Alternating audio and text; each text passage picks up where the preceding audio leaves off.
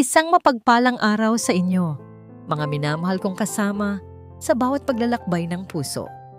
Narito na naman ang inyong lingkod, handang magbukas ng panibagong aklat ng buhay, isang salaysay na susubok sa tibay ng ating damdamin. Sabi nila, ang pinakadakilang pag-ibig ay ang pag-ibig ng isang ina, walang sukat, walang hangganan, at walang hinihintay na kapalit.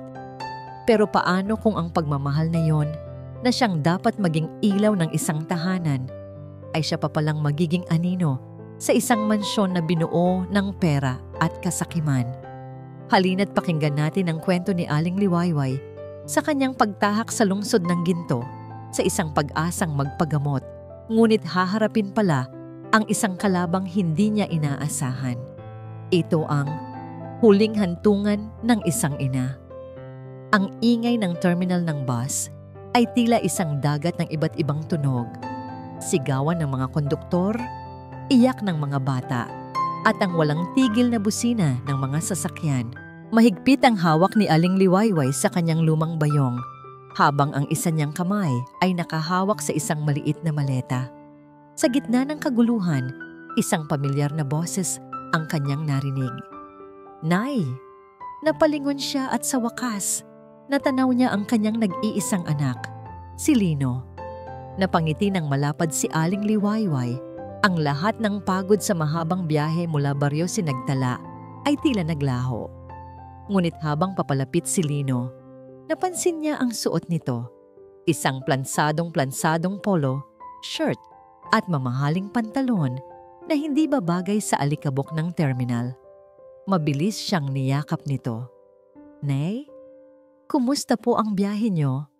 tanong ni Lino, ngunit ang mga mata nito ay pasulyap-sulyap sa isang relong kumikinang sa kanyang pulso. "Maayos naman anak, medyo nakakahihilo lang," sagot ni Aling Liwayway habang pinipilit iwaksi ang munting kaba na nagsimulang umusbong sa kanyang dibdib. "Salamat at sinundo mo ako." "Siyempre naman po, Nay," sabi ni Lino sabay kuha sa kanyang maleta. "Halika na po, naghihintay na ang sasakyan." At si Amihan, naghihintay na rin sa bahay. Ang pagbanggit sa pangalan ng kanyang manugang ay nagbigay ng panibagong kaba kay Aling Liwayway. Ilang beses pa lang niyang nakita si Amihan, at sa lahat ng pagkakataong yon, palaging may isang pader na hindi niya mapasok. Sumakay sila sa isang kotse na sobrang bango at malamig sa loob, ligtas sa ingay at init ng labas, ngunit para kay Aling Liwayway, ang katahimikan sa loob ay mas nakakabingi. Nang huminto ang sasakyan sa harap ng isang dambuhalang gat, hindi napigilan ni Aling Liwayway ang mamangha. Ang bahay ng kanyang anak ay hindi bahay, isa itong palasyo. Gawa sa salamin at bato at napapaligiran ng isang hardin na mas malawak pa sa kanyang buong bakuran sa Sinagtala. Pagpasok nila, isang babaeng napakaganda ang sumalubong sa kanila. Nakasuot ito ng isang puting bestida at ang buhok nito ay perpektong nakaayos. Si Amihan. "Welcome po, Mama," bati ni Amihan. Isang nangiting hindi umabot sa kanyang mga mata. Inilahad nito ang kamay. Nahihiyang iniabot ni Aling Liwayway ang kanyang kamay na medyo magaspang dahil sa trabaho sa bukid. Isang saglit lang itong hinawakan ni Amihan, isang dampi na parang diring-diri. At sa gilid ng kanyang mga mata, kitang-kita ni Aling Liwayway ang pagkuha ng manugang sa isang maliit na bote ng hand sanitizer mula sa bulsa ng isang katulong at marahang ipinahid ito sa kanyang mga palad. Isang munting kirot ang tumusok sa puso ni Aling Liwayway, ngunit pinili niyang huwag itong pansinin. Ang hapunan ay inihanda sa isang mahabang mesa na gawa sa makintab na kahoy. Napakaraming kubyertos sa tabi ng kanyang plato. Hindi alam ni Aling Liwayway kung alin ang unang gagamitin. Masasarap ang pagkain, ngunit banyaga sa kanyang panlasa. Naalala niya ang dala niyang pasalubong. "Anak, Amihan," magiliw niyang sabi, "may dala akong tuyo mula sa atin. Paborito mo to, Lino, di ba?" Kinuha niya mula sa kanyang bayong ang isang supot na maingat na binalot. Ngunit bago pa man ito tuluyang mailabas, nagsalita si amihan. Ang boses ay kalmado, ngunit may talim. Naku mama, salamat po. Pero siguro po itago na lang muna natin yan. Alam niyo na, medyo matapang po ang amoy niyan. Hindi po kasi bagay sa amoy ng kusina. Parang binuhusan ng malamig na tubig si Aling Liwayway. Dahan-dahan niyang ibinalik ang supot sa bayong. Ang kanyang mga pisngi ay nag-iinit sa hiya. Tumingin siya kay Lino. Naghahanap ng tulong.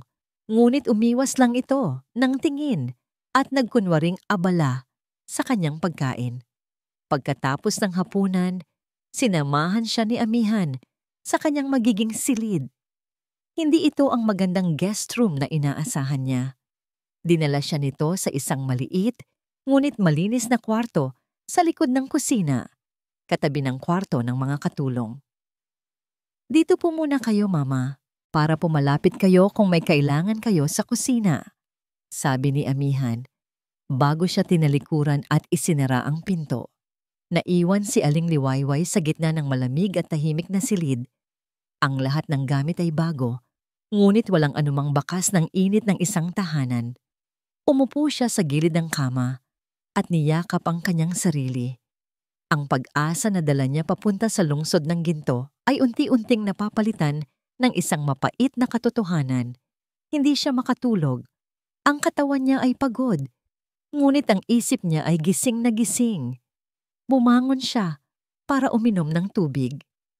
Habang dahan-dahan siyang naglalakad sa madilim na pasilyo, narinig niya ang boses ni amihan mula sa sala. Mahina, ngunit malinaw. May kausap ito sa telepono. Ano pa nga ba, Maya? Dumating na ang reyna mula sa baryo Sinagtala. Hay nako, baka sa susunod, amoy palengke na itong buong bahay. Napatigil sa paghinga si Aling Liwayway. Ang mga salitang yon ay parang mga punyal na tumagos sa kanyang puso. Dahan-dahan siyang umatras pabalik sa kanyang silid.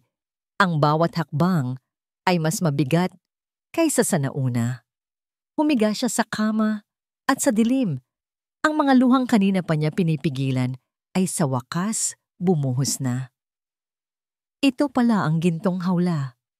Ang lugar kung saan ang pagmamahal ng isang ina ay walang halaga. Kinabukasan, pinilit ni Aling Liwayway na maging masigla. Isinantabi niya ang sakit na idinulot ng mga salitang narinig niya kagabi. Marahil, guni-guni lang niya iyon. Marahil, pagod lang si amihan. Iyon ang mga kasinungalingang ibinubulong niya sa sarili habang tinutulungan ang katulong na maghanda ng almusal, isang bagay na nakasanayan niya sa baryo Sinagtala. Ngunit ang almusal ay naging isa na namang pagsubok. Bawat galaw ni Aling Liwayway ay tila binabantayan ng mapanuring mga mata ni amihan. Nang hindi sinasadyang mabasag ni Aling Liwayway ang isang itlog habang sinusubukang ilagay sa plato, isang malalim na buntong hininga ang pinakawalan ni amihan. It's fine. Hayaan niyo na lang po sa kanila yan, sabi nito. Tumutukoy sa dalawang katulong na nakatayo sa gilid bago bumulong ng ang kalat. Hindi ito nakaligtas sa pandinig ni Aling Liwayway. Pinili niyang manahimik na lamang at umupo. Tahimik siyang kumakain nang bumukas ang pinto at isang masiglang boses ang pumuno sa silid. Good morning, family!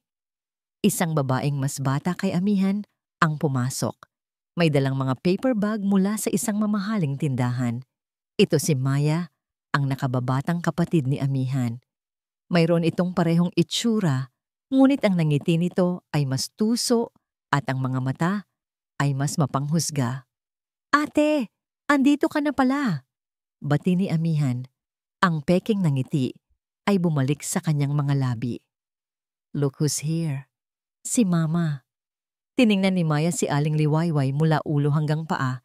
Isang tingin na tila sinusuri ang halaga ng kanyang suot na nanaster. Oh, hi po. Tita, sabi nito. Ang pag-atubili sa salitang mama ay halatang halata.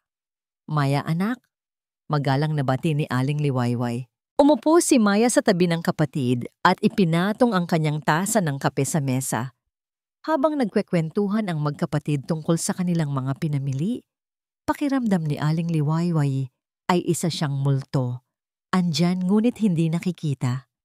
Sa kalagitnaan ng tawanan nila, biglang aksidenteng natabig ni Maya ang kanyang tasa. Ang mainit na kape ay tumapon sa makinang na puting sahig. Ay naku, ang clumsy ko talaga. Malakas na sabi ni Maya, ngunit may ngisi sa kanyang mga labi. Tumingin siya sa katulong, pagkatapos ay ibinaling ang tingin kay Aling Liwayway. Naku mama, pasensya na po sa kalat. Pwede po bang pakilinis? Sanay na po siguro kayo sa mga gawaing bahay. Mas mabilis po siguro kayo kaysa kay Manang. Ang mga salita ay parang sampal. Ang pangiinsulto ay hindi na patago. Harapan na. Si Lino, na kararating lang, ay nakita ang lahat. Nakita niya ang pagkapahiya sa mukha ng kanyang ina. Maya, anong... Simula ni Lino. Ngunit bago pa man niya matapos, nakatayo na si Aling Liwayway. Kumuha siya ng basahan mula sa katulong at tahimik na pinunasan ang natapong kape. Bawat kuskos niya sa sahig ay parang kuskos sa kanyang puso. Nang mga sumunod na araw, lalong lumala ang sitwasyon. Isang hapon, habang nanonood ng telebisyon, si Aling Liwayway sa sala, siya ay napabahing na sinundan ng sunod-sunod na pag-ubo. Mabilis na lumapit si Amihan, hindi para mag-alala, kundi may dalang pandidiri sa mukha. Mama, if you're sick, please stay in your room. Malamig na sabi nito. Baka mahawa pa kaming lahat sa sakit ninyo. Mahirap na. We have guests coming over this weekend. Walang nagawa si Aling Liwayway kundi tumayo at magkulong sa kanyang silid. Doon, niyakap niya ang kanyang mga tuhod. Hindi ang sakit ng lalamunan ang kanyang iniinda, kundi ang sakit ng pagiging ituring na parang isang ketongin sa sariling tahanan ng anak. Dumating ang pagkakataong hindi na natiis ni Lino. Nakita niya ang kanyang ina na mag-isang kumakain sa kusina habang si Amihan at Maya ay masayang naghahapunan sa dining area. Puno ng tapang na nilapitan niya ang kanyang asawa. Amihan, tama na, mahinang sabi ni Lino. Nanay ko yan. Humarap si Amihan. Ang mga mata ay nag-aapoy sa galit. Alam ko na nanay mo siya, Lino. Mariin niyang sabi. At ang nanay mo ay nakatira sa bahay Kao, na binili ng tatay Kao. Kaya pumili ka, ang karangyaan na binibigay ng pamilya ko o ang nanay mo. Natigilan si Lino. Ang lahat ng tapang na inipon niya ay biglang naglaho na parang bula. Napayuko siya. Talunan. Walang salitang lumabas sa kanyang bibig. Umiwas siya ng tingin kay Aling Liwayway na narinig ang bawat salita mula sa kusina. Sa sandaling iyon, mas masakit pa ang pananahimik ni Lino kaysa sa lahat ng masasakit na salita ni Amihan. Gabi, mag-isa si Aling Liwayway sa kanyang silid. Kinuha niya ang luma at kupas na litrato ng kanyang yumaong asawa. Hinaplos niya ang nakangiting muka sa larawan. Nardo, mahal, anong gagawin ko? Bulong niya sa hangin. Ang anak natin, parang hindi ko na siya kilala. Dapat na ba akong umuwi? Ang katahimikan lang ang kanyang naging sagot. Ibabalik na sana niya ang litrato nang may kumatok sa pinto. Si Lino. Pumasok ito na parang isang magnanakaw, maingat at tahimik. Hindi ito makatingin ng diretso sa kanya. May inabot itong ilang lukot na pera. Nay, pabulong niyang sabi, puno ng pagkakasala. Pasensya na po. Pambili niyo po ng gusto niyo. Huminga siya ng malalim bago idinugtong ang mga salitang tuluyang dumurog sa puso ni Aling Liwayway. Mag-ingat na lang po kayo sa mga kilos niyo dito, Nay. Pagpasensyahan niyo na lang po muna sila. Nakasalalay po sa papa ni Amihan ang promosyon ko sa trabaho. Hindi kinuha ni Aling Liwayway ang pera. Tinitigan lang niya ang kanyang anak ang kanyang Lino, na ngayon ay isang estranghero. Ang pag-asa na kahit konti ay ipagtatanggol siya nito ay tuluyan ng namatay. Hindi nakatulog ng maayos si Lino. Paulit-ulit na bumabalik sa kanyang isipan ang itsura ng kanyang ina kagabi. Ang mga matang puno ng pagkadismaya. Ang tahimik na pagtanggi sa perang inabot niya. Ang bawat salitang binitawan niya. Pagpasensyahan niyo na lang po muna sila, ay parang asidong bumubuhos sa kanyang konsensya. Paggising niya, ramdam niya ang bigat sa kanyang dibdib. Sa salamin, isang lalaking hindi niya kilala ang nakatingin pabalik. Isang lalaking may mamahaling damit at relos, ngunit may mga matang duwag. Sa opisina, ang pagkabalisa ni Lino ay lalo pang lumala. Ang kumpanyang pinagtatrabahuhan niya ay pag-aari ng pamilya ni Amihan. Siya ang Vice President for Operations, isang posisyong ibinigay sa kanya hindi dahil sa galing, kundi dahil sa apelyido ng kanyang asawa. Alam niya yon. At alam din yon ng lahat. Nasa kalagitnaan siya ng isang mahalagang pagpupulong nang pumasok ang biyenan niyang si Don Rafael, isang lalaking nasa edad 60, matikas pa rin ang tindig at may mga matang kasing talim ng patalim. Tumahimik ang buong boardroom. "Tuloy lang kayo," sabi ni Don Rafael. Umupo sa kabilang dulo ng mesa na parang isang hari sa kanyang trono. Pinilit ni Lino na ipagpatuloy ang kanyang presentasyon, ngunit ang bawat salita niya ay tila kinakapos. Ramdam niya ang titig ni Don Rafael na nakatutok sa kanya. Pagkatapos ng presentasyon, habang nag-aayos ng gamit ang iba, nilapitan siya nito. "Magaling, Lino," sabi ng matanda. Tinapik siya sa balikat. Isang tapik na sa unay parang palakaibigan, ngunit may bigat na nagpapahiwatig ng kapangyarihan. "May bagong proyekto tayong papasukin. Isang malaking real estate development. Ikaw ang gusto kong mamahala. Malaki ang tiwala ko sa'yo." "Salamat po, Papa," nauutal na sagot ni Lino. Pero dugtong ni Don Rafael at ang kanyang boses ay bumaba, naging mas seryoso. Ang tiwala ay parang salamin. Kapag nabasag, mahirap nang buuin. Inaasahan kong alam mo kung saan dapat ang iyong katapatan, sa kumpanya at sa pamilya. Tumingin ito ng diretso sa kanyang mga mata. Sa isang saglit, hindi na ito ang kanyang biyenan, kundi ang taong may hawak ng kanyang kinabukasan. Walang binanggit tungkol kay Aling Liwayway, ngunit malinaw na malinaw ang mensahe. Ang pamilyang tinutukoy nito ay hindi ang kanyang ina. Dala ang takot at bigat. Umalis si Lino sa opisina. Kailangan niyang gumawa ng paraan. Kailangan niyang suyuin ang kanyang ina, ngunit sa paraang hindi magagalit si Amihan. Pumasok siya sa isang mamahaling department store. Ang kanyang isip ay gulong-gulo. Pera. Iyon ang solusyon niya sa lahat. Bumili siya ng isang magandang scarf na gawa sa cashmere, malambot at mainit. Napakamahal nito. Katumbas ng ilang buwang sahod niya kung sa dati siyang trabaho. Inisip niya na baka sa pamamagitan nito, maipakita niya sa ina ang pagmamahal na hindi niya masabi sa salita.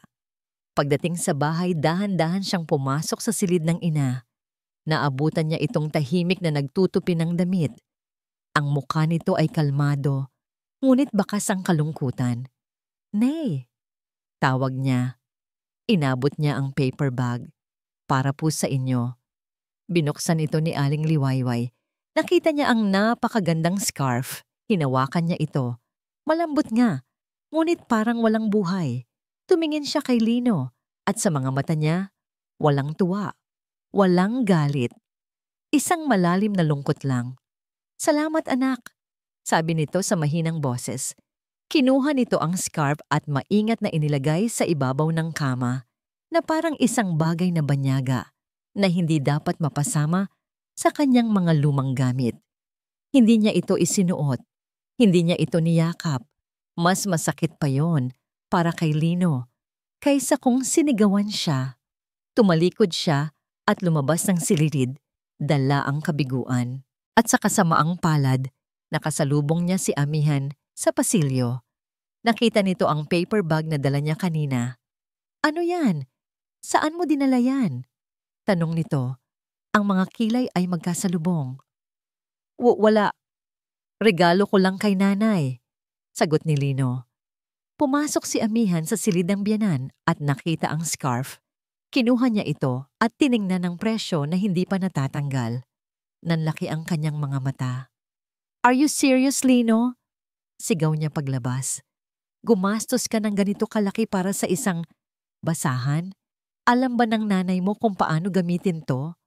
O isasampay niya lang to sa bakuran niya sa probinsya? Sayang ang pera. Amihan, pera ko naman yan. Yan, pera mo. Lino, huwag tayong maglokohan. Ang perang yan ay galing sa kumpanya ng pamilya ko. Kaya sa susunod na mag-aaksaya ka ng pera, siguraduhin mong sa asawa mo, hindi sa kung sino-sino lang. Hindi na nakasagot si Lino. Ang bawat salita ni Amihan ay isang katotohanang sumasampal sa kanya. Kinagabihan, hindi na niya kinaya. Sumakay siya sa kanyang kotse at nagmaneho ng walang patutunguhan. Huminto siya sa isang madilim na lugar sa tabi ng daan. Doon, sa loob ng kanyang mamahaling sasakyan, sa gitna ng katahimikan, sumabog siya. Paulit-ulit niyang sinuntok ang manibela. Ang bawat suntok ay may kasamang ungol ng galit at paghihinagpis. Bakit? Sigaw niya sa kawalan. Galit siya sa asawa niya. Galit siya sa biyenan niya. Pero higit sa lahat, galit siya sa sarili niya. Nang bumalik siya sa bahay, pagod at talunan, naabutan niya si Amihan sa sala na nagbabasa ng magazine. Tumingin ito sa kanya, isang nangiting tila walang nangyari. Oh, you're back, sabi nito sa matamis na boses. By the way, bukas, maglilinis kami ni Maya ng lumang bodega. Pakisabi sa nanay mo, huwag na siyang lalapit doon. Baka makaabala lang siya. Alam mo na, maraming alikabok.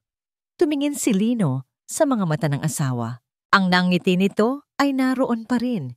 Ngunit may kakaibang kislap sa mga mata nito. Isang kislap ng isang taong may masamang binabalak. Isang kislap na nagpadala ng malamig na kaba sa buong katawan ni Lino. Kinabukasan, may ibang liwayway na humarap sa almusal. Ang mga mata niyang karaniwang may bakas ng lungkot ay napalitan ng isang kakaibang kalma. Ang mga balikat niyang laging nakayuko ay bahagyang umunat. Wala na ang mga luha. Ang pumalit dito ay isang matigas at tahimik na determinasyon. Napansin ito ni Amihan. Mukhang maganda ang gising natin ngayon, Mama, sabi nito. Puno ng sarkasmo ang bawat salita. Ngumiti lang ng bahagya si Aling Liwayway at nagpatuloy sa pagkain. Hindi na niya ininda ang mga patutsada. Ang sakit ay naroon pa rin, ngunit hindi na niya ito ipinakita. Natutunan niyang ang pagpapakita ng kahinaan sa lugar na ito ay parang paglalagay ng dugo sa tubig na puno ng pating. Ang pananahimik ang kanyang naging kalasag. Pagkatapos kumain, nagpaalam siyang maglilinis sa kanyang silid. Doon, sa munting espasyong yun na nagsisilbing kulungan at kanlungan, sinimulan niyang ayusin ang kanyang mga gamit. Habang nililinis niya ang isang lumang aparador na iniwan doon, may nahulog mula sa likuran nito. Isang bagay na patag at itim. Isang cellphone. Pinulot niya ito. Medyo luma na ang modelo.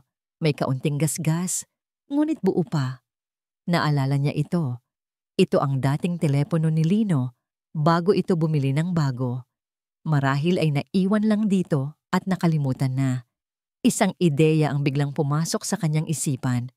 Dinala niya ito sa saksakan at maingat na isinaksak ang charger na nakakabit pa rin dito. Ilang sandali ng paghihintay at biglang umilaw ang screen. Nag-vibrate ito at muling nabuhay. Ang liwanag mula sa screen ay tumama sa kanyang mukha at sa sandaling iyon, parang may kung anong pag-asa ang sumilay sa kanyang puso. Bigla niyang naalala ang kanyang apo sa probinsya. ang anak ng kanyang pamangkin. Bago siya umalis, tinuruan siya nito kung paano gamitin ang video call para makita sila. "Lola, madali lang yan," sabi ng bata sa kanyang alaala. "Tingnan mo, pindutin mo lang itong camera. Tapos, kung gusto mong mag-record ng video, pindutin mo lang itong pulang bilog na to. Pindutin mo ulit para huminto." Ang mga tagubiling iyon, na dati parang laro lang, ngayon ay naging isang mahalagang kaalaman, isang sandata. Sa mga sumunod na oras, habang wala sina Lino at Amihan, lihim siyang nagsanay. Itinago niya ang telepono sa loob ng isang malaking basket ng mga labahin.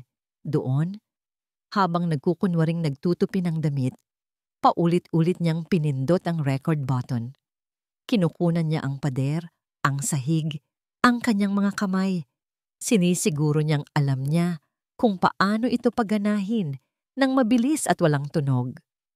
Hapon na nang marinig niyang dumating sina Amihan at Maya. Nasa kusina siya, nagtitimpla ng tubig nang marinig niya ang kanilang usapan mula sa sala. Hindi siya dapat nakikinig, ngunit ang mga pangalan nila ay parang laso na pumapasok sa kanyang tainga. "So, tuloy bukas, ate?" tanong ni Maya. Ang boses ay puno ng pananabik. Excited na akong makita kung anong mga kayamanan ang itinatago ng matanda sa bodega. "Oo naman," sagot ni Amihan. May halong pagtawa. "It's time for a major cleanup. Baka may mga daga na doon dahil sa mga lumang basahan niya. We need to disinfect the whole area after we throw out her junk." "Paano kung magreklamo?" "Hayaan mo siya," sagot ni Amihan. "Sino bang makikinig sa kanya? Si Lino? Please, he won't dare. Bukas, habang wala siya, tatapusin natin to." Napatigil sa paggalaw si Aling Liwayway. Ang hawak niyang baso ay nanginginig. Ang bodega. Doon nakalagay ang isang maliit na baul na puno ng mga alaala niya. Mga sulat mula sa kanyang yumaong asawa, ang unang damit ni Lino, ang mga lumang litrato. Ang mga bagay na yon ay hindi basura. Iyon ang kanyang buhay. Ang kalma niya ay napalitan ng isang tiyak na plano. Hindi na siya iiyak. Hindi na siya magmamakaawa. Kinagabihan, nang ang buong bahay ay mahimbing nang natutulog, dahan-dahan siyang bumangon. Walang sapin sa paa, lumabas siya ng kanyang silid, dala ang telepono at isang maliit na tuwalya. Nagtungo siya sa bodega sa likod bahay. Madilim at amoy alikabok sa loob. Sa isang sulok, nakita niya ang kanyang maliit na baul. Ang puso niya ay kumirot. Iyon na lang ang natitira sa kanya. Maingat niyang inikot ang tingin sa paligid. May isang mataas na estante na puno ng mga lumang kahon. Sa likod ng isang hilera ng mga lumang dyaryo, may isang maliit na espasyo. Sakto. Maingat niyang ipinuwesto ang telepono, itinatago ito sa pagitan ng mga dyaryo. Ang lente lang ang nakasilip. Ipinatong niya ito sa maliit na tuwalya para hindi gumalaw. Mula sa angulong iyon, kitang-kita ang lugar kung saan nakalagay ang kanyang baul. Huminga siya ng malalim. Ang kanyang mga daliri ay nanginginig. Hindi sa takot, kundi sa isang bagay na hindi niya maipaliwanag. Isang halo ng galit at tapang. Dahan-dahan niyang pinindot ang screen. Binuksan niya ang camera app. At sa huling pagkakataon, pinindot niya ang pulang bilog. Isang maliit na pulang ilaw ang kumislap sa screen. Nagsimula na itong mag-record. Tahimik niyang isinara ang pinto ng bodega. Iniiwan ang kanyang tanging saksi, ang kanyang natagpuang sandata, na nag-aabang sa dilim para itala ang katotohanang magbabago sa lahat. Hindi nag-almusal si Aling Liwayway. Sinabi niyang masama ang kanyang pakiramdam, isang dahilan na hindi nalalayo sa katotohanan. Ngunit ang totoong dahilan ay ang pag-aabang. Mula sa siwang ng bintana sa kanyang silid, tanaw niya ang pinto ng bodega. Bawat minuto na lumilipas, ang kanyang puso ay kumakabog ng mas mabilis, isang tambol na nagbabadya ng paparating na digmaan. Hindi siya biktima na naghihintay ng parusa. Siya ay isang espiyang naghihintay na mahuli sa akto ang kanyang mga kaaway. Bandang 10:00 ng umaga, dumating si Maya. Ang malakas nilang tawanan mula sa sala ay umabot hanggang sa kanyang silid. Bawat halakhak ay parang tunog ng bubog na kumikis-kis sa kanyang pandinig. Pagkatapos ng ilang sandali, narinig niya ang kanilang mga yabag na papalapit sa likod bahay. Ito na. Dahan-dahan siyang lumapit sa pinto ng kanyang kwarto at bahagya itong binuksan, sapat lang para makita at marinig ang lahat. Nakita niya ang magkapatid. Si Amihan ay may dalang basurahan at si Maya naman ay may dalang cleaning supplies na para bang naghahanda para sa isang malaking operasyon. "Ready, sis?" tanong ni Maya, may mapaglarong ng ngiti. "Born ready," sagot ni Amihan, sabay bukas sa pinto ng bodega. Pumasok sila at sa isang saglit na tahimik. Pagkatapos ay isang malakas na tawa mula kay Maya ang bumasag sa katahimikan. "Ate, look, ang daming treasure," sarkastiko niyang sabi. Sinimulan nilang halongkatin ang mga gamit. Pinagtawanan nila ang isang lumang damit pambinyag ni Lino. Tinawag itong ancient relic. Pinaglaruan nila ang mga lumang postcard. Binabasa ang mga sulat sa paraang nakakainsulto. Bawat tawa nila ay isang patak ng lason sa puso ni Aling Liwayway. Ngunit tiniis niya. Kailangan niyang magtiis. Ang kamera ay tahimik na nagre-record hanggang sa binuksan ni Amihan ang kanyang maliit na baul. "Aha, the main treasure chest," sabi ni Amihan. At doon, sa ibabaw ng lahat, nakita nito ang isang damit na maingat na nakatupi. Isang lumang polo shirt na kupas na ang kulay. "Ano to? Ang baho naman," sabi ni Maya, tinatakpan ng ilong. "Ito yata ang paboritong basahan ng matanda," sagot ni Amihan. Dinampot ang damit gamit lang ang 2 daliri, na parang ito ang pinakamaruming bagay sa mundo. "This is so disgusting." Hindi na napigilan ni Aling Liwayway. Ang damit na yon. Iyon ang huling isinuot ng kanyang asawa bago ito bawian ng buhay. Iyon ang tanging bagay na may amoy pa ng kanyang nardo. Nagdilim ang paningin ni Amihan. Mula sa kanyang bulsa, kinuha niya ang isang maliit na bote. Isang pulang-pulang nail polish. "Alam mo kung anong kulay ang babagay sa basahang to?" tanong niya kay Maya habang dahan-dahang binubuksan ng bote. Ang matapang na amoy ng chemical ay umabot hanggang sa kinatatayuan ni Aling Liwayway. "Ate, no!"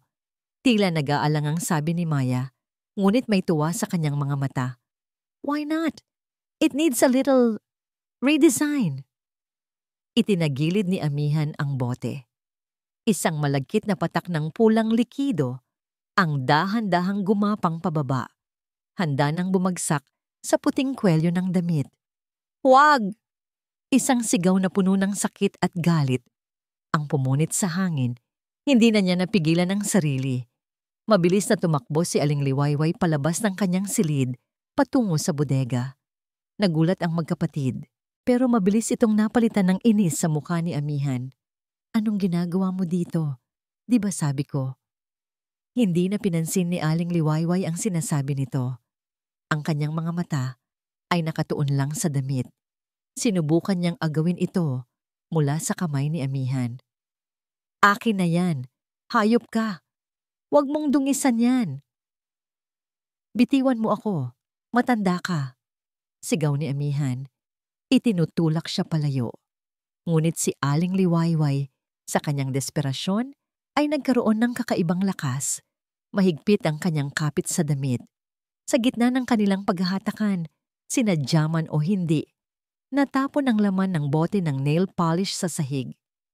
Ngunit hindi iyon ang nagpatigil kay Amihan. Sa sobrang galit, sa sobrang pagkasuklam, tinipon ni Amihan ang kanyang lakas at buong puwersang itinulak si Aling Liwayway. Nawalan ng balanse ang matanda. Ang kanyang mga paa ay tila nawalan ng sahig. Naramdaman niya ang hangin, ang mabilis na pagbagsak at pagkatapos, ang isang matigas at masakit na pagtama. Ang kanyang likod at balakang ay lumagapak sa sementadong sahig. Ang kanyang ulo ay bahagyang tumama sa gilid ng isang kahoy na aparador. Isang matinding sakit ang gumapang sa kanyang buong katawan. Nahihilo siya at ang kanyang paningin ay nanlalabo. Sa gitna ng kanyang pagkahilo, itinaas niya ang kanyang tingin. Nakatayo si Amihan sa harap niya. Hinihingal. Ang damit ng kanyang asawa ay hawak pa rin nito. Nagtama ang kanilang mga mata. At doon, nakita ni Aling Liwayway ang isang bagay na mas masakit pa kaysa sa pagbagsak. Mas masakit pa kaysa sa lahat ng insulto. Isang ngiti. Hindi ito isang nangiti ng tuwa. Ito ay isang nangiti ng tagumpay. Isang nangiti ng absolutong paghamak. Ang gilid ng labi ni Amihan ay bahagyang umangat. Ang kanyang mga mata ay malamig at walang emosyon na para bang nakatingin sa isang basurang sa wakas ay nailagay na sa tamang lugar. Iyon ang ngiti ng isang demonyo na sisiyahan sa sakit na kanyang idinulot. Pinulot ni Amihan ang kanyang bag, inayos ang kanyang damit na bahagyang nagusot. Tumingin siya kay Maya na natigilan sa isang sulok. Tara na, malamig na, sabi ni Amihan. Bago sila tuluyang umalis, humarap siyang muli kay Aling Liwayway na nakahandusay pa rin sa sahig. Ngayon, bulong niya, sapat na para marinig. Alam na niya kung sino ang reyna sa bahay na ito. Tumalikod sila at isinara ang pinto. Iniwan si Aling Liwayway na mag-isa sa dilim ng bodega.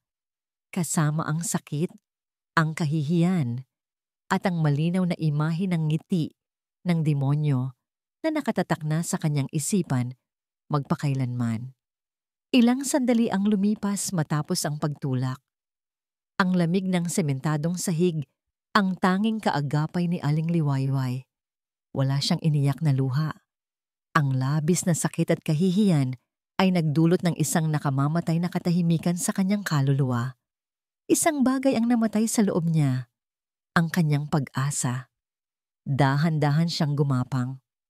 Walang ungol, walang reklamo. Tanging ang pag-iingat lang ng kanyang katawan ang nararamdaman niya. Nang sa wakas ay makatayo siya, kahit pa bahagyang ika-ika, ang una niyang ginawa ay hanapin ang nakatagong cellphone. Pagkuha niya rito, pinindot niya ang stop button. Ang pulang bilog ay tumigil na sa pagkurap. Bumalik siya sa kanyang silid. Isinara ang pinto at nilock ito. Umupo siya sa gilid ng kama at binuksan ang video. Pinanood niya ang bawat segundo. Ang pagtawa, ang pang-iinsulto, ang kanyang desperadong sigaw, ang marahas na pagtulak, ang kanyang pagbagsak. Paulit-ulit niyang pinanood ang huling bahagi, ang pinakamasakit na bahagi, ang nangiti ni Amihan. Malinaw na malinaw sa screen, ang nangiti ng tagumpay at ng kalupitan. Sa sandaling iyon, hindi siya umiyak para sa kanyang sarili. Umiyak siya para sa kanyang anak, para kay Lino na pumanig sa gintong hawla sa halip na sa kanyang ina. Lino, anak, bulong niya sa sarili habang pinupunasan ang kanyang pisngi. Hindi ko na kailangan ng proteksyon mo. Ang kailangan mo? Ang makita ang katotohanan. Hindi na ito tungkol sa paghihiganti. Ito ay tungkol sa karangalan at katotohanan. Ito ay tungkol sa pag-iwan ng isang aral na magtuturo kay Lino kung ano ang tunay na halaga ng buhay. Tumigil siya sa panunood. Ang kanyang muka ay walang emosyon. Ang katahimikan bago ang unos. Kinuha niya ang isang lumang listahan ng kontak mula sa kanyang bayong at tiningnan ang mga numero. Pagkatapos, kinuha niya ang cellphone ni Lino at ginamit ang sarili niyang SIM card para makatawag.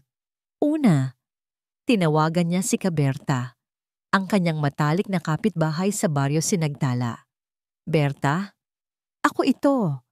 Mahinang sabi niya. Ang kanyang boses ay kalmado na parang walang nangyari. Pakialagaan mo muna ang mga manok ko ha, at yung aso, pakainin mo lang. Siguro, uuwi na ako bukas. Bukas? Bakit may nangyari ba, Liwayway? Tanong ni Kaberta, halatang nag-aalala. Wala. Nag-aalala lang ako sa bahay. Saka, hindi pala angkop sa akin ang hangin dito sa lungsod. Sobrang lamig. Sagot niya, isang payak na kasinungalingan na punong-puno ng katotohanan. Pagkatapos, nagpaalam na siya. Pagkatapos ng tawag, sinimulan niyang ihanda ang kanyang pag-alis. Kinuha niya ang kanyang lumang maleta. Inilagay niya ang kanyang damit, ang kanyang paboritong rosaryo, at ang litrato ng kanyang yumaong asawa. Ang scarf na bigay ni Lino, iniwan niya ito sa ibabaw ng kama, maingat na nakatupi, isang paalala ng kanyang hindi natupad na pagnanais na ipagtanggol siya ng kanyang anak sa pamamagitan ng pera. Tanging ang mga bagay na tunay na nagmula sa kanya ang kanyang dinala. Ang huling bahagi ng kanyang plano ay ang pinakamahirap. Gamit ang cellphone, pumunta siya sa contacts ni Lino. Hindi nagtagal. Nakita niya ang pangalan na matagal na niyang hinahanap. Don Rafael. Papa. Inihanda niya ang sarili. Ang pagpapadala ng video kay Lino ay magdudulot ng galit at pagsisisi. Ngunit ang pagpapadala nito kay Don Rafael ay magdudulot ng pagguho. Alam niya ang biyena ni Lino. Hindi nito hahayaang masira ang imahe ng kanyang pamilya at ang kanyang kumpanya dahil sa kapabayaan ng kanyang anak. Binalikan niya ang video, pinindot ang share button. Una, pinili niya ang contact ni Lino.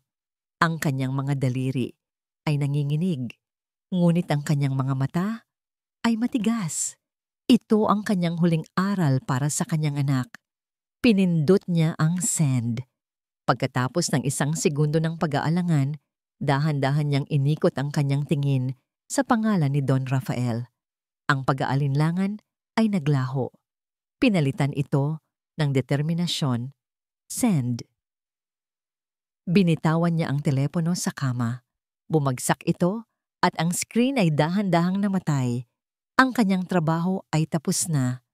Nagsimula na ang unos. Nasa kalagitnaan ng isang mahalagang pagpupulong si Lino, ang pinakakritikal na sesyon ng board para sa bago at malaking proyekto. Nakatayo siya sa harap ng mga executive, pinipilit na manatiling profesional. Ngunit ang kanyang isip ay gulong-gulo. Ramdam niya ang hindi magandang pakiramdam. Ang boses niya ay halos hindi marinig. Bigla, umilaw at nag-vibrate ang kanyang cellphone sa ibabaw ng mesa. Hindi siya pinapayagan na sagutin ito, ngunit dahil sa labis na pagkabalisa, sinulyapan niya ito. Isang mensahe mula sa isang hindi pamilyar na numero, isang video. Hindi siya nakatiis. Ang kuryosidad at ang masamang kutob ay mas malakas kaysa sa kanyang pagiging profesional. Nagpaalam siya sa lahat na mag-CR muna, ngunit sa halip ay nagmadali siyang pumasok sa kanyang opisina. Isinara niya ang pinto. Hinawakan niya ang telepono.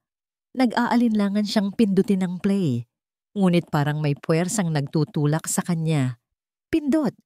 Ang video ay nagsimula. Una, ang tinig ni na Amihan at Maya. Tawa ng tawa habang hinahamak ang kanyang ina. Pagkatapos, ang mga imahe ng kanyang ina na tahimik na nagtitiis ng pang-aalipusta. Kinagat ni Lino ang kanyang labi. Galit siya. Ngunit hindi ito bago. Ilang beses na niyang nasaksihan iyon. Ngunit nang umabot ang video sa eksena sa bodega, biglang naging puti ang kanyang mga kamao. Kitang-kita ang pagtutulakan, ang pagbagsak, ang paglagpak ng kanyang ina sa sahig. Tumindig si Lino mula sa upuan. Naramdaman niya ang init na umaakyat sa kanyang lalamunan. Ngunit ang huling 5 segundo, ang tuluyang sumira sa kanya. Ang close-up ng mukha ni Amihan, ang nangiti. Hindi ito ngiti ng asawa.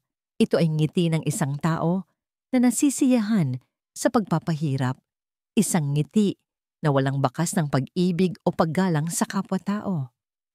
Isang ngiti na nagpapakita ng kanyang tunay at tago na kaluluwa. Naawa siya sa kanyang ina.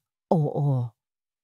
Ngunit ang nakita niya ay hindi lamang ang pagbagsak ng kanyang ina. Nakita niya ang pagbagsak ng kanyang asawa. Ang pagbagsak ng pagmamahalan na akala niya ay totoo. Gusto niyang mamatay ka sa hiya, ma. Bulong niya. Ang kanyang tinig ay nanginginig. Pero sinasadya niya talaga. Agad siyang nag-back out ng video. Tiningnan niya ang numero. Hindi iyon kay nanay. Sino ang nagpadala nito? Wala na siyang pakialam. Kinakailangan niyang umuwi. Ngayon na. Sumabog ang galit ni Lino. Hindi niya na inayos ang kanyang mesa. Hindi na siya nagpaalam sa mga kasamahan. Nagmamadali siyang lumabas ng opisina, kinuha ang susi ng kotse at lumisan sa gusali na parang may naghahabol. Ang pagmamaneho niya ay parang isang baliw. Ang lahat ng traffic ay parang balakid na pumipigil sa kanya na humarap sa katotohanan. Gusto niyang sumigaw, gusto niyang sumuntok. Ang kanyang ina, ang taong nagbibigay ng lahat para sa kanya, ay trinatong parang basurahan. At ang asawa niya, ang babaeng pinili niya, ay isang halimaw. Nang makarating siya sa bahay, ipinarada niya ang sasakyan sa harap ng pinto at pumasok ng padabog. Ang ingay ay nakatawag pansin. Naabutan niya si Amihan at Maya sa sala. Masaya silang nagtatawanan, abala sa pagtingin ng mga bagong damit at sapatos na binili nila. Lino, ang aga mo yata? Tanong ni Amihan. Isang peking na mangiti ang nasa kanyang muka. Akala ko ba may meeting ka? Hindi siya sumagot. Hiningal si Lino. Ang kanyang muka ay namumula sa galit. Tiningnan niya ang kanyang asawa at sa sandaling iyon, wala siyang nakitang pag-ibig, tanging pagkamuhi. Nasaan si nanay? Tanungan niya. Ang boses ay malalim at nagbabanta. Nasa kwarto. Masama yata ang pakiramdam. Sagot ni Amihan, kumibit balikat. Ba't ka ganyan? Para kang nakakita ng multo. Hindi na niya kinaya. Kinuha niya ang cellphone at inihagis ito sa salamin na mesa sa harap nila. Umangat ito at dumulas. At biglang tumunog ang video. Ang eksena ng pagtulak. Tingnan mo, sigaw ni Lino. Ang boses niya ay nanginginig sa galit. Tingnan mo ang ginawa mo. Tingnan mo kung paano mo tratuhin ang ina ko. Nakita mo ba ang sarili mo, Amihan? Sa tingin mo ba ito ang pag-ibig? Ito ang paggalang? Natigilan si Amihan.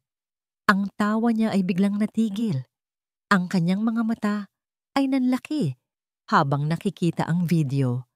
Kahit si Maya ay natigilan, ang sapatos na hawak nito ay nahulog. Lino, ano yan? Sinong nagpadala niyan? Sigaw ni Amihan, lumapit sa mesa. Wala akong pakialam kung sino. Ang tanong ko, totoo ba yan? Totoo bang ngumiti ka matapos mong itulak ang ina ko? Lumapit si Lino kay Amihan. Hinawakan niya ang balikat nito ng mahigpit. Sagutin mo ako. Nagsimulang umiyak si Amihan. Lino, wala akong intensyon. Inis lang ako. Hindi ko sinasadya. Wala kang intensyon? Ngumiti ka, Amihan. Iyon ang intensyon. Hindi mo siya ginagalang. Dahil sa tingin mo, pera mo ang bumibili ng paggalang. Bago pa man makasagot si Amihan, biglang tumunog ang kanyang cellphone. Isang malakas, pamilyar na ringtone na nagpapahiwatig ng awtoridad. Tiningnan ni Amihan ang caller ID. Sa screen, 2 salita ang nakasulat. Ang 2 salita na kumumpleto sa kanyang pagkawasak. Papa calling. Ang kanyang mukha ay biglang namutla. Ang luha ay natuyo. Ang galit ay biglang napalitan ng isang matinding takot. Natunaw ang kanyang pagmamalaki. Kinagat niya ang labi. Alam niya. Alam na ni Don Rafael. Nakatayo si Amihan. Ang kanyang mga mata ay nakapako sa screen ng telepono na kumukurap. Ang pagtawag ni Don Rafael ay parang huling batingaw ng kamatayan. Ang kanyang buong katawan ay nanginginig. Hindi siya natatakot sa galit ni Lino. Ang kinatatakutan niya ay ang paghusga ng kanyang ama. Ate, sagutin mo na, bulong ni Maya. Ang kanyang muka ay kasing putla na ng papel. Dahan-dahang sinagot ni amihan ang tawag. Ipinilit niyang maging kalmado ang kanyang boses. Papa? Hello? Ang boses ni Don Rafael ay hindi galit. Hindi ito sumisigaw. Ito ay mas masahol pa. Ito ay malamig, kalkulado, at puno ng labis na pagkadismaya. Nakita ko ang video, amihan. Napakagat ng labi si amihan. Napatingin siya kay Lino na nakatayo. Ang kanyang mukha ay bato, walang-wala ng pagmamahal. Hindi ko natatanungin kung bakit. Ang tanging alamin ko, nalaman ba ng mga tao sa labas? Kumalat na ba? Tanong ni Don Rafael. Hindi po, Papa. Si Lino lang po at wala akong pakialam kung sino ang nakakita. Ang pinakamahalaga ay ang pangalan ng pamilya. Ang pamilyang ito ay nagbigay ng trabaho sa asawa mo, amihan. Ang pamilyang ito ang nagbigay sa iyo ng posisyon. At ang ginawa mo, para ka lang isang bata na nagtapon ng sarili niyang laruan sa pampublikong lugar. Nagsimulang bumuhos ang luha sa mata ni amihan. Papa, please, bigyan niyo po ako ng pagkakataon. Wala nang pagkakataon. Walang espasyo para sa mga eskandalo. Simula bukas, magpa-file ka ng leave of absence. Huwag kang lalabas ng bahay. Ako ang bahala sa media kung sakaling kumalat. At tungkol kay Lino, hayaan mo na siyang magdesisyon. Isang click ang narinig ni amihan. Ibinaba ni Don Rafael ang telepono. Wala nang pagsusumamo. Walang pagpapatawad. Ang kanyang ama, ang kanyang pinagkukunan ng kapangyarihan at proteksyon, ay tinalikuran na siya. Ibinaba ni amihan ang telepono at tumingin siya kay Lino. Ang kanyang muka ay basa na ng luha. Lino, pakinggan mo ako. Nagmamakaawa niyang sabi. Tumatakbo, patungo sa kanya. Galit lang ako. Alam mo yan. Galit ako sa nanay mo dahil para siyang salamin ng nakaraan ko. Ayaw kong maging mahirap ulit. Stop it, amihan. Sabi ni Lino. Ang kanyang tinig ay malamig na parang yelo. Inalis niya ang kamay ni amihan sa kanyang braso. Ang tingin niya ay walang awa. Huwag mong gamitin ang nakaraan mo para bigyang katwiran ang pagiging halimaw mo. Hindi mo kailangang sirain ang buhay ng ibang tao para ayusin ang buhay mo. Tinitigan niya ang kanyang asawa at sa wakas ay nakita niya ang katotohanan. Si amihan ay hindi isang reyna. Siya ay isang batang nasira na tinatakpan lang ng ginto ang kanyang mga sugat. Pumili ako ng kasal na pinili ng pera, amihan. Pero hindi ako pumili ng asawang walang puso. Patuloy ni Lino. Tapos na tayo. Hindi ko kayang tumingin sa mata mo at makita ang nangiti sa video. Bigla, tumakbo si Lino patungo sa kwarto ng kanyang ina. Kailangan niyang mag-sorry. Kailangan niyang yakapin ang ina. Kailangan niyang maging anak. Ngunit pagdating niya, ang pinto ay nakabukas. Ang silid ay malinis. Wala na ang nanay niya. Nay, Mama, tawag niya, puno ng pagkataranta. Ang tanging natira ay ang scarf na binili niya. Maingat itong nakatupi sa ibabaw ng kama. Isang paalala ng kanyang kabiguan. Alam niya. Alam na ni Lino. Hindi man lang siya naghintay. Bumalik siya sa sala. Si amihan ay nakaupo sa sahig. Umiiyak. Hawak ang kanyang ulo habang si Maya ay nagtangkang aliwin siya. Umalis na siya, amihan. Sabi ni Lino. Ang kanyang tinig ay wala ng damdamin. At hindi na siya babalik sa buhay na ito. Sa buhay na binuo ng kasinungalingan at ginto. Tiningnan niya ang kanyang asawa, ang babaeng minahal niya, at sa wakas ay nauunawaan niya ang lahat. Hindi nag-iisa si Aling Liwayway nang umalis. Si Lino ang iniwan. Iniwan siya ng kanyang ina na mayroon pa ring lahat ng yaman, ngunit wala na ang pamilya. Wala na ang karangalan. Pagkatapos ng ilang minuto ng nakabibinging katahimikan, tumunog ang telepono ni Lino. Isang mensahe mula sa lumang numero ni nanay. Binuksan niya ito. Huwag mong hanapin ang iyong ina.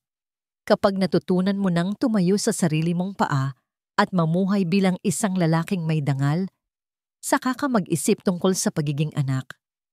Ang pagmamahal ay hindi nangangailangan ng pananahimik. Kailangan nito ng proteksyon. Mabuhay ka ng maayos. Ang luha ni Lino, na kanina pa pinipigilan, ay sa wakas bumuhos na. Hindi sa galit, kundi sa lubos na pagsisisi at pagkawasak. Ang kanyang ina ay umalis at nag-iwan ng isang aral na magpapabago sa kanyang buhay. Ang kanyang kastilyo ay gumuho. Umihip ang hangin sa bintana ng bus at naramdaman ni Aling Liwayway ang malamig na simoy nito sa kanyang balat. Ang bus ay puno, maingay, at may amoy ng exhaust at pinagsamang singaw ng tao. Lahat ng ito ay pamilyar at komportable. Ito ang kabaligtaran ng malamig at steril na katahimikan ng mansyon sa lungsod ng Ginto. Nakatitig siya sa labas ng bintana. Ang mga matataas na gusali ay unti-unting naglaho, napalitan ng mga malalaking billboard, at pagkatapos ay mga malawak na tanawin ng luntiang bukid. Sa bawat kilometrong nilalakbay, pakiramdam niya ay may nalalagas sa kanyang balikat. Wala siyang luha. Kahapon, nang iwan niya ang scarf ni Lino sa kama, hindi niya naramdaman ang sakit ng paghihiwalay, kundi ang kalayaan. Ginawa na niya ang kanyang tungkulin bilang isang ina, hindi sa pag-aalaga, kundi sa pagtuturo ng isang aral. Kinuha niya ang lumang cellphone sa kanyang bulsa, tiningnan niya ang screen. Wala nang mensahe. Ang video ay naipadala na. Ang katotohanan ay nailabas na. Huminga siya ng malalim at sa wakas, pinindot niya ang delete sa video. Matapos nito, pinindot niya ang power off. Hindi na kailangan ng sandatang yon. Tapos na ang labanan. Ang aparato na naging saksi at tagapaghatid ng kanyang karangalan ay nagawa na ang layunin nito. Sa kanyang pagbabalik tanaw, hindi siya nagsisisi. Ang pananatili niya doon ay nangangahulugan lang ng walang katapusang pagtitiis. Ang kanyang pag-alis ay nangangahulugan ng pag-ibig sa sarili at paggalang. Pagkaraan ng ilang oras, nagbago ang tanawin. Nakita niya ang mga bahay na gawa sa nipa, ang mga bata na naglalaro sa kalsada, at ang mga kalabaw na nagpapahinga sa ilalim ng araw. Lumabas ang mga ngiti sa kanyang mukha, mga ngiti na totoo. Huminto ang bus sa gilid ng isang lumang tindahan. Ito na ang Baryo Sinagtala. Bumaba siya at ang sariwang hangin ng probinsya ay sumalubong sa kanya. Hindi ito ang hangin na may halong polusyon at pabango. Ito ay hangin na may halong amoy ng lupa, dagat at luntiang bukid. Ikinabit niya ang strap ng kanyang maliit na bag sa balikat at sinimulan niyang lakarin ang familiar na daan patungo sa kanilang bahay. Bawat hakbang, ramdam niya ang pag-aayos ng kanyang mga buto. Nakita niya si Kaberta, ang kanyang kapitbahay, na nagwawalis sa harap ng bahay. Nagulat ito nang makita siya. "Liwayway, naku ang aga mo naman," sabi ni Kaberta, nagmamadaling lumapit sa kanya. "Akala ko ba, 1 buwan ka pa doon? Ano? Nagbago ba ang isip mo?" Hindi niya isinumbong si amihan. Hindi niya kailangang magreklamo. "Naku, Berta, ang totoo," sabi ni Aling Liwayway, isang matamis na ngiti ang namutawi sa kanyang labi. "Mas masama ang pakiramdam ko sa aircon kaysa sa init. Saka, hindi pala hiyang sa akin ang Gintong Palasyo." Napatawa si Kaberta. "Gintong Palasyo? Ay nako, mas maganda pa rin ang ating Sinagtala. Halika, Liwayway, ipinagluto kita ng ginataang bilo-bilo." Pumasok si Aling Liwayway sa kanyang maliit na bahay. Ang sahig ay kawayan, ang bintana ay yari sa kapis at ang pader ay may ilang butas. Simple, pero doon niya naramdaman ang tunay na kapayapaan. Humiga siya sa kanyang higaan. Hindi ito malambot tulad ng kama ni amihan, ngunit ito ay mainit. Hinawakan niya ang kanyang dibdib. Sa kauna-unahang pagkakataon, mula nang siya ay dumating sa lungsod ng ginto, gumaan ang kanyang pakiramdam. Walang ginto, walang marmol, walang mamahaling tela. Tanging ang simpleng kapayapaan ng baryo Sinagtala. At doon napagtanto niya, hindi na siya panauhin, nakauwi na siya. Ilang buwan ang lumipas mula nang lisanin ni Aling Liwayway ang lungsod ng ginto. Ang dating gintong hawla ay hindi na tulad ng dati. Sa halip na palasyo ng karangyaan, ito ay naging saksi ng pagguho ng isang pamilya. Si Amihan, na tinalikuran na ng kanyang ama, ay napilitang mamuhay sa bahay na yon ng mag-isa. Ang kanyang mga mamahaling damit ay nakasabit sa closet na parang mga mumunting bagay. Ang divorce papers ay matagal nang naihain. Ang dating masiglang amihan ay natuto na ngayong mamuhay sa kalungkutan. Ang kanyang kapangyarihan ay naglaho. Sa huli, ang pag-ibig sa salapi ang naging sanhi ng kanyang kalungkutan. Samamantala, si Lino, ang dating vice president, ay nawalan ng lahat. Ang trabaho niya, ang asawa niya, at ang kanyang gintong buhay. Ngunit sa pagkawala ng lahat ng material na bagay, natagpuan niya ang tunay na halaga ng sarili. Mabigat ang pawis ni Lino. Ang kanyang mga bisig ay punong-puno ng alikabok at semento. Nakasuot siya ng isang luma at maduming t-shirt at pantalon.